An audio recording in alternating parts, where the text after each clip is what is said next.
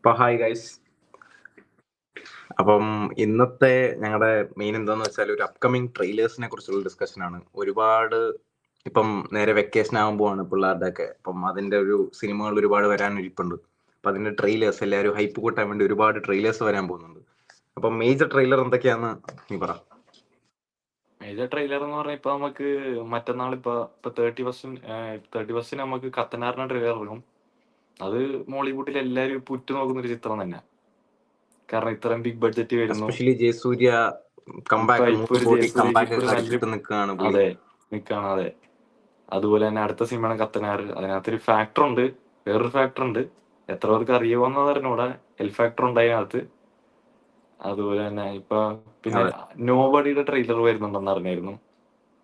നോബഡിയുടെ April first വീക്കില് നോബഡിയുടെ first teaser വരും എന്നാണ് പറയുന്നത്. അതും അതെ, പൃഥ്വിരാജിന്റെ കഴിഞ്ഞ പടം അധികം ഓടിയില്ല, ഭയങ്കര ഒരു ഫ്ലോപ്പ് ആയിട്ട് നിൽക്കുന്ന ഒരു ഇതാണ്. അധികം അപ്പം വല്ല ഒട്ടും ഓടിയില്ല.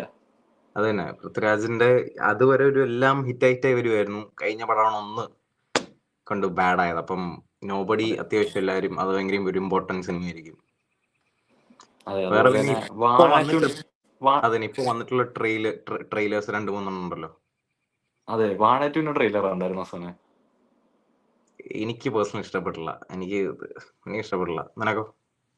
എനിക്ക് വാഴ 1 ഒട്ടും ഇഷ്ടപ്പെട്ടില്ല, സെക്കൻഡ് ട്രെയിലർ ഒട്ടും ഇഷ്ടപ്പെട്ടില്ല. അത് നമ്മള് പിന്നെ നമ്മള് ഭയങ്കര മൈനോറിറ്റിയിലായിരിക്കും. വാഴ ഫസ്റ്റ് എനിക്കും വാഴ ഫസ്റ്റ് ഒട്ടും വർക്കായില്ലായിരുന്നു.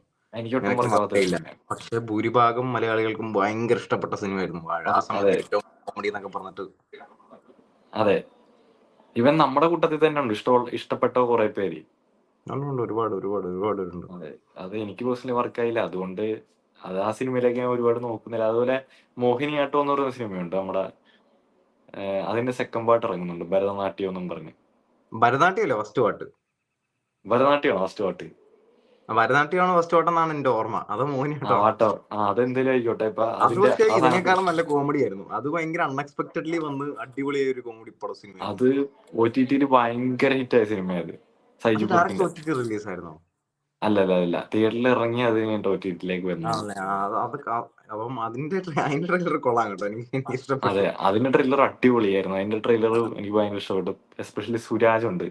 സുരാജ് പ്രൈം ടൈമിൽ നിന്ന് സുരാജ് എങ്ങനെയായിരുന്നു നമുക്കറിയാം. സുരാജിനൊക്കെ അങ്ങനെ കാണാൻ ഇപ്പൊ ആൾക്കാർ കൊതിക്കുക. മീൻസ് അങ്ങനത്തെ ഒരു ഒരുപാട് പേര്, ഇപ്പൊ നമ്മള് പോലും. അതെ, അതെ. പിന്നെ കത്തനാന്റെ ട്രെയിലറിൽ ഒരു മേജർ എല്ലാവരുടെയും ചോദ്യം, ആ ഒരു എൽ ഫാക്ടറിനെ അവര് റിവീൽ ചെയ്യുമോ, അതോ അവര് മറച്ച് സർപ്രൈസ് ആക്കാനുള്ള പ്ലാൻ ആയിരിക്കും? സർപ്രൈസ് ആയിട്ട് വെക്കാനുള്ള പ്ലാൻ ആയിരിക്കും. കാരണം ഇപ്പൊ ഒരുപാട് പേർക്ക് അതറിഞ്ഞോ, മീൻസ് പബ്ലിക്കിലേക്ക് അത് ഒരുപാട് പോയിട്ടില്ലെന്നാണ് എന്റെ വിശ്വാസം. ഇപ്പൊ നമ്മളെപ്പോലുള്ള കുറച്ച് സിനി ഫൈൽസിന് അറിയാമെന്നെങ്കിലും പുറത്തേക്ക് അധികം അത് പോയിട്ടില്ലെന്നാണ് എന്റെ ഒരു അത് മോഹൻലാലിനെ കാണിച്ചാൽ അതൊരു വലിയ മാർക്കറ്റിംഗ് ബൂസ്റ്റ് ആവത്തില്ല. അതവര് കാണിക്കാതിരിക്കുന്നത് എത്രയും ഇതുണ്ടോ, അതോ ആ പടത്തിന് ഓൾറെഡി മാർക്കറ്റിംഗ് ഉണ്ട്? അങ്ങനെയാണോ? ആ പടത്തിന് ഓൾറെഡി ഇനഫ് മാർക്കറ്റിംഗ് ഉള്ളതുകൊണ്ട് മോഹൻലാലിനെ കാണിച്ചില്ലെങ്കിലും ആൾക്കാർ കയറും എന്നുള്ളൊരു ഇതാണോ, അതോ അവര് മോഹൻലാലിനെ കാണിച്ച് മാക്സിമം ആൾക്കാരെ കയറ്റാനുള്ള പ്ലാൻ ആയിരിക്കും? അതിൽ 2 വ്യത്യാസമുണ്ട്. ഇപ്പൊ ജയസൂര്യക്ക് ഒരു പരിധി വരെ ആ പടത്തിനെ ബൂസ്റ്റ് ചെയ്യാൻ എല്ലാത്തിനും പറ്റത്തുള്ളൂ. ഇപ്പൊ മോഹൻലാൽ വന്നാൽ അത് എത്രമാത്രം പോകുമെന്ന് നമുക്ക് ഊഹിക്കാം. ഇപ്പൊ എമ്പുരാൻ വന്നപ്പോ പോലും അറിയാലോ, അതിന്റെ ടിക്കറ്റ് ബുക്കിംഗ് എല്ലാം ഭയങ്കര, ഇപ്പൊ ബുക്ക് മൈ ഷോ പോലും ക്രാഷായി. അപ്പൊ അതുപോലെ നമുക്ക് ഒരു മാർക്കറ്റിംഗ് സ്ട്രാറ്റജിയാണ് മോഹൻലാലിനെ കാണിക്കുന്നത്. പക്ഷെ ഞാൻ ഇന്നലെയും ഞാനൊരു ഇത് കണ്ടായിരുന്നു. മോഹൻലാൽ വളരെ ചെറിയൊരു റോളാണ് അതിനകത്തുനിന്ന്. വളരെ ചെറിയ 5 മിനിറ്റിന്റെ. അടുത്ത പാർട്ടിൽ എന്തോ കുറച്ചും കൂടെ വലുത് കാണും അതെ എന്തോ ആണ്. അതെ അപ്പം മോഹൻലാലിനെ അവർ എത്രത്തോളം ട്രെയിലർ കാണിക്കുന്നത് എനിക്കറിയത്തില്ല. പിന്നെ കത്തനാറിന്റെ ഹൈപ്പ് ജയസൂര്യ അല്ല. ജയസൂര്യയും ഉണ്ടെന്നേ ഉള്ളൂ. പക്ഷെ കത്തനാറിന്റെ ആ സിനിമയ്ക്കാണ് ഹൈപ്പ്. അല്ലാതെ ജയസൂര്യയുടെ ഒരു സ്റ്റാർ പവർ കൊണ്ടല്ല ആ സിനിമയ്ക്ക് ഹൈപ്പ് വന്നത്. അപ്പൊ അങ്ങനെ സ്റ്റാർ പവർ കാണിച്ചു തരാൻ മോഹൻലാലിനെ കാണിച്ചാൽ അതൊരു ഭയങ്കര ഈസി ആയിട്ടുള്ള. ആ സിനിമയ്ക്ക് അല്ലെങ്കിൽ തന്നെ ബേസിക്കലി ഒരു ഹൈപ്പ് ഉണ്ട്. ഇപ്പൊ ടീസർ കണ്ടു, ടീസർ അടിപൊളി ടീസർ ആയിരുന്നു. നല്ല ക്വാളിറ്റി ഉണ്ട്, പ്രൊഡക്ഷൻ ക്വാളിറ്റി ഉണ്ട്, എല്ലാം ഉണ്ട്. അടിപൊളി മനുഷ്ക ഷെട്ടിയാണ്. 2-3 അത്ര കൊല്ലം ഇറങ്ങിയിട്ട്. കുറച്ചായി. അത് എന്റെ ഓർമ്മയില് 2 കൊല്ലം കൊണ്ടായി ടീസർ ഇറങ്ങിയിട്ട്.